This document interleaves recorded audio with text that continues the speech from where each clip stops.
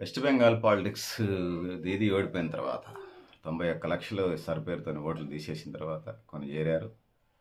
5-6 లక్షలు మళ్ళీ చేరారా అవన్నీ ఇదే జరిగిన తర్వాత బంగ్లాదేశీయులు రోహింగ్యాలు దాదాపు 30 నుంచి 50 లక్షల మంది బయటకు వెళ్తున్న క్రమంలో ఇంకొక వైపు ఉన్నటువంటి 30 మంది ఎంపీలు 20 మంది ఎంపీలు బయటకు వెళ్ళే కార్యక్రమం.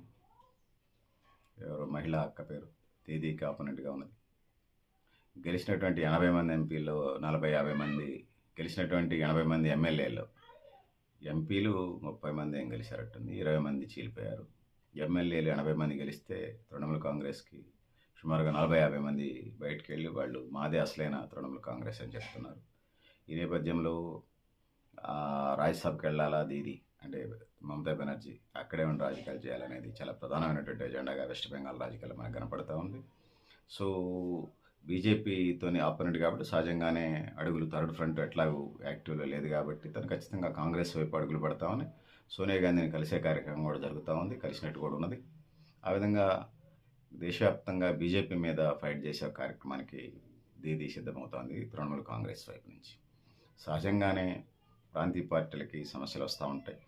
మా తెలుగు రాష్ట్రాల్లో తెలుగుదేశం పార్టీ నాదెళ్ల భాస్కర్ టైం నుంచి కానీ లేకపోతే తర్వాత వచ్చినటువంటి సందర్భాల్లో తెలుగుదేశం అనేక ఆటుపోట్లని తెలుగుదేశం పార్టీ పెట్టిన వాళ్ళు తర్వాత ఉన్నటువంటి వాళ్ళు చాలామంది ఒకళ్ళిద్దరు తప్పితే చాలామంది అయ్యన్న పాత్రలు లాంటి వాళ్ళు తప్పితే చాలామంది బయటకు వెళ్ళిపోయారు. లేకపోతే కొంతమంది ఆ పార్టీల నుండి అసంతృప్తిగా ఉన్నటువంటి వాళ్ళు మనం చూసాం పార్టీ పెట్టినప్పుడు తెలుగుదేశం.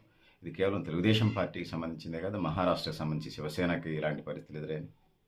తెలంగాణలో టీఆర్ఎస్కి ఇప్పుడు కవితకు వచ్చి బయట వేరే పార్టీ పెట్టుకుంది. టీఆర్ఎస్కి వ్యతిరేకంగా వాళ్ళు బీఆర్ఎస్ చేసుకుంటే తెలంగాణ రాష్ట్ర సేనాని అదే టీఆర్ఎస్ మీనింగ్ వచ్చేలా పెట్టుకుంది. తెలంగాణలో ఇది ఎట్లా ఉన్నది. సో బీహార్లో తీసుకున్నప్పుడు కూడా జనతాదళ్ పార్టీ లేకపోతే ఆర్జేడీ రాష్ట్రీయ జనతాదళ్ పార్టీ తర్వాత నితీష్ కుమార్ పార్టీగా చీలిపోయిన సందర్భాన్ని మనం చూస్తూ ఉంటాం. దాంతో పాటుగా మనం చూసినప్పుడు బీఎస్పీ పార్టీ సమాజ్వాదీ పార్టీలు మనం ఉత్తరప్రదేశ్లో చూస్తూ ఉన్నాం. దాని నుంచి కూడా అనేక బహుజన పార్టీలు విడిపోయినటువంటి సందర్భాన్ని మనం చూస్తూ ఉంటాం. ఇక అట్లా చూసుకుంటే తెలంగాణ రాష్ట్రమే కాదు తమిళనాడులో కూడా డిఎంకే నుంచి అన్నాడీఎంకే విడిపోయింది. ఒక పార్టీ ప్రాంతీయ పార్టీకి అన్ని సమస్యలు ఉంటాయి. కేరళ కాంగ్రెస్లు ఏర్పడ్డ సందర్భాన్ని మనం చూస్తాం.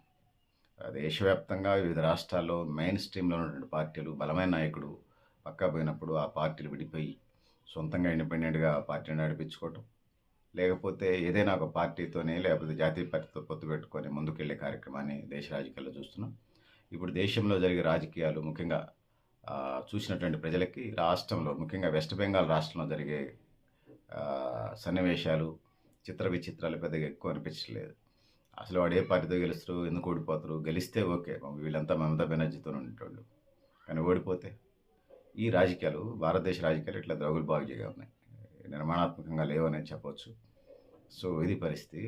మీరు కూడా మీ అభిప్రాయాన్ని కామెంట్ బాక్స్ రాయని తెలియజేస్తూ నేను గరిడేపల్లి సత్యాన న్యూ లెక్చరర్ని. సో మీరు కూడా మీ అభిప్రాయాన్ని కామెంట్ బాక్స్ రాయని తెలియజేస్తూ సమాచారం మరింత రాసే ప్రయత్నం కూడా చేస్తాము. సో థ్యాంక్ యూ ఉండాలి పెద్దలారా మిత్రులారా.